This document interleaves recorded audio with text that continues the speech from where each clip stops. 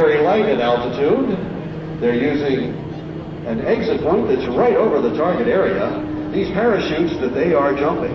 How about four? There's one jumper away. 2, 3, 4, 5, 6, 7 jumpers away. 8 jumpers away. That's great. We got the whole team up there. Now, you notice that they were in free fall position for a very, very short time.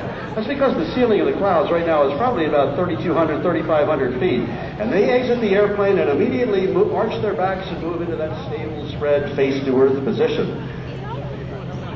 And use the force of gravity to accelerate themselves toward the earth at speeds up over 125 miles an hour.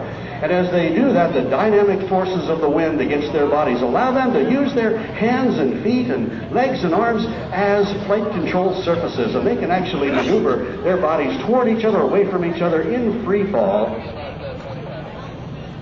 And perhaps we'll get a chance to see that later on this afternoon if the ceilings are a little bit higher, because with these low ceilings, that was called a hop and pop. They exited, they went into a stable position, and immediately reached back into a little pocket in the parachute arms. Let's watch this landing. He's coming in fast. Wow, beautiful landing. Runaway landing at about the crowd. Just the way it ought to be. Members of the Red Devils, the British Army parachute team. He reaches back into a little pocket in the harness, pulls out a little parachute in his hand, lets it go, and the air fills up that parachute, and that pulls the main parachute right out of the canopy. And look at how fast he approaches. That's a good forward speed of some 25 miles an hour. Slowing it down, putting the brakes on. You see his hands come down behind his shoulders, alongside his shoulders, all the way down to his waist. It helps change the descent rate of that parachute, slow it down. Here he comes, doing about 20 miles an hour over the ground. Down go the brakes, and a beautiful run-on landing. Now, if you look, you'll see 2 of the canopies are put side by side. They maneuvered those canopies right side by side and grabbed a hold of each other, and they are holding on. Here comes another landing down to the right. Oh, look at that. That's a beautiful tiptoe landing.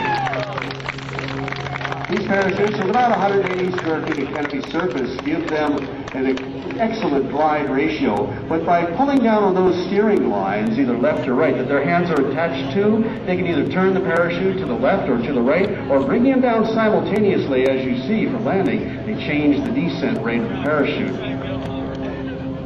This is all ripstop nylon, and it's a tremendously durable fabric. And look at the turns they're making as they come in formation. Really moving. Here come these brakes. Whoa, one right in front of the other. A beautiful pair of landings by the Red Devils. And bringing in a very special flag, our last jumper.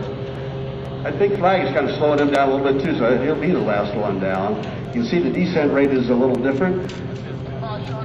Here come the brakes as he puts on some drive. And drive right on down to a landing in front of you. Ladies and gentlemen, boys and girls, please put your hands together for our visitors from Great Britain, the Red Devils.